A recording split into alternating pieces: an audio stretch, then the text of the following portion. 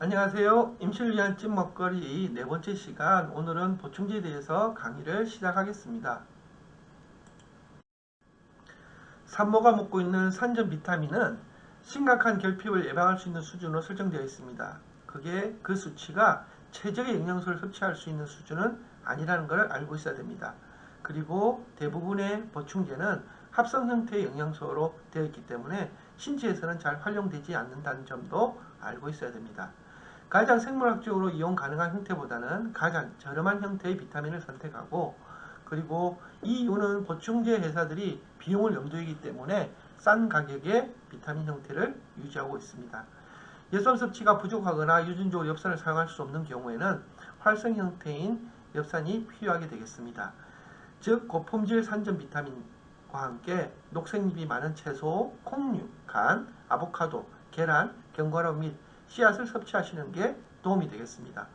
보충제 정보 라벨을 스캔하여 종합 영양제인지를 꼭 확인하시고, 시판되는 대부분의 산전 비타민에는 요오드, 비타민 B12, 콜린, 마그네슘, 셀레늄, 비타민 D, 비타민 K2가 대부분은 부족합니다. 이러한 것들 다 집어넣게 되면은 커서 다루기가 곤란할 수도 있습니다. 그래서 총 알약수를 줄이기 위해 이를 생략하거나 최소한의 양을 넣는 경우가 많습니다. 또한 미리 형성된 비타민 A, 레티놀을 완전히 배제하고 덜 강력하고 더 싼 베타카로틴을 선택하게 되는 경우가 많습니다. 산전 비타민을 최대한 활용하기 위해서는 하루 동안 복용량을 여러 번 나눠 먹는 것도 생각해 볼 수 있습니다. 비타민 D에 대해 설명드리겠습니다. 임신 중 비타민 D 결핍은 자간전증, 저체중아 출산 및 임신성 당뇨 위험을 높이게 됩니다. 병원에서 25하이드록시 비타민 D 검사를 해가지고 본인의 수치가 정상인지 낮은지를 꼭 확인하셔야 되겠습니다.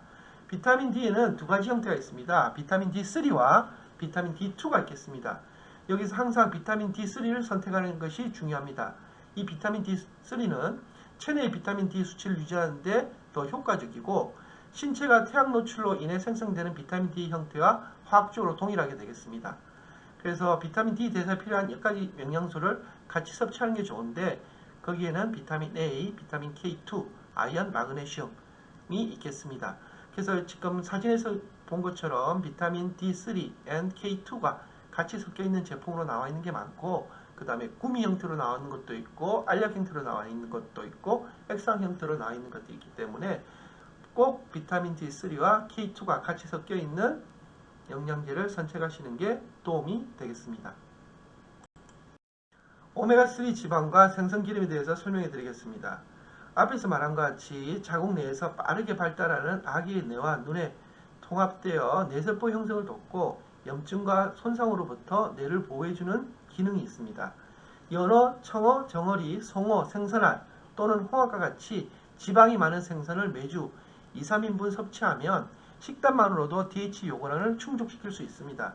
예를 들어 85g 정어리 또는 야생 알래스카 홍연어에는 1400mg 이상의 DHA를 함유하고 있습니다.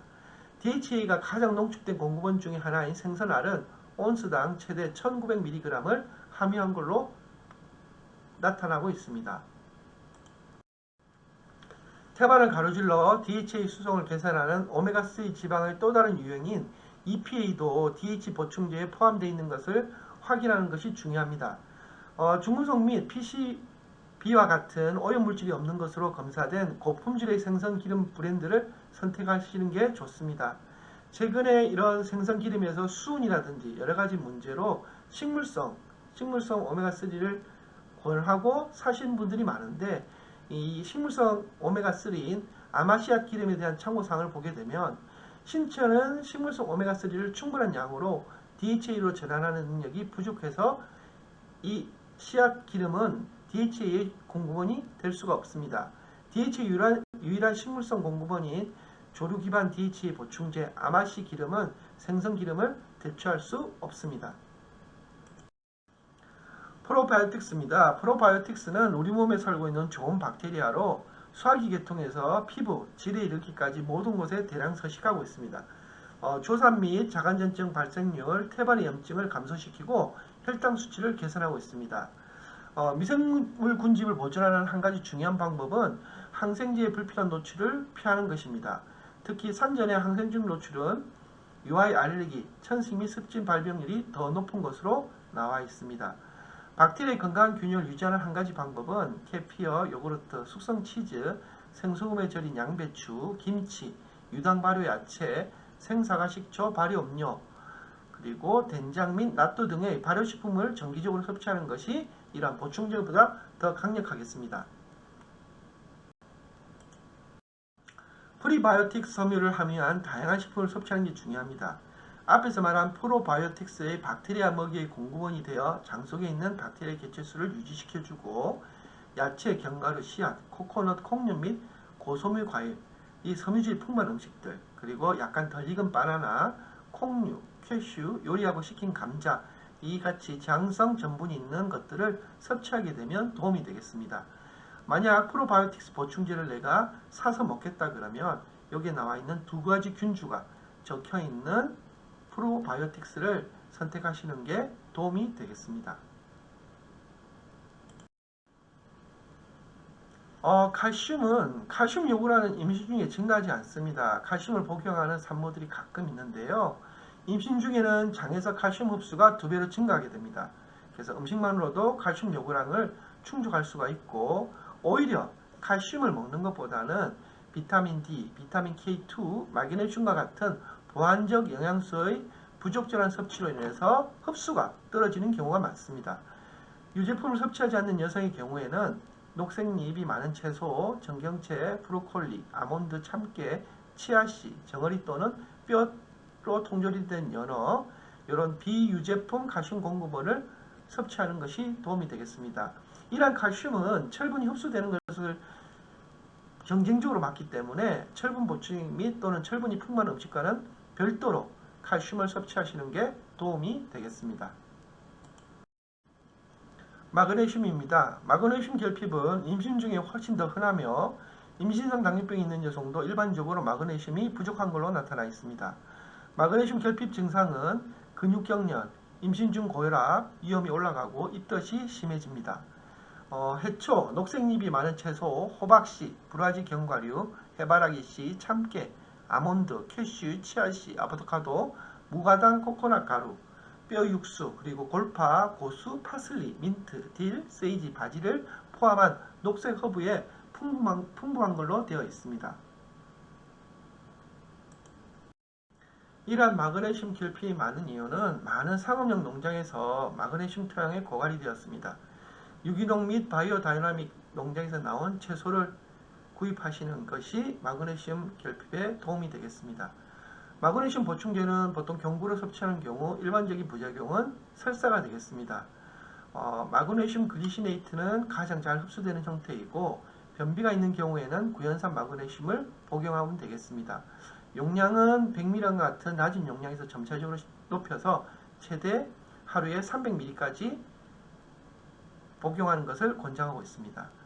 최근에는 웹섬염 소금을 해가지고 목욕이나 족욕을 할 때 그 소금을 써가지고 피부를 통해 상당히 마그네슘가 흡수될 수 있기 때문에 이러한 방법을 쓰기도 합니다. 철분입니다. 철분 권장 섭취량은 임신 중 1일 27mg으로 부작용은 보통 45%에서 잘 흡수되지 않거나 변비, 메스꺼움, 속쓰림을 호소하고 있습니다. 동물성 식품에서 보이는 햄철은 식물성 비햄철보다 2배에서 4배 정도 더 잘 흡수되고 있습니다. 이러한 햄철은 간과 내장육, 붉은 고기, 수렵육, 굴, 정어리에 많이 함유되고 있습니다. 비타민C 또는 기타 산성성분 공급원과 함께 섭취하는 것이 더 도움이 되겠습니다. 예를 들어서 토마토 소스에 가른 고기를 추가하거나 그리고 철분이 풍부한 식사와 함께 강귤을 먹는다든가 이런 것들이 흡수에 더 도움이 되겠습니다. 칼슘이 풍부한 음식 또는 칼슘 보충제는 철분과 함께 동시에 섭취하지 않는 것이 좋습니다.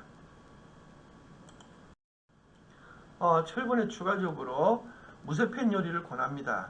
비산성 식품들 철분 함량이 평균 5배 증가하고 여기에 토마토 소스를 만약 넣게 된다 그러면 철분 함량이 29배 증가하는 걸로 되어 있습니다.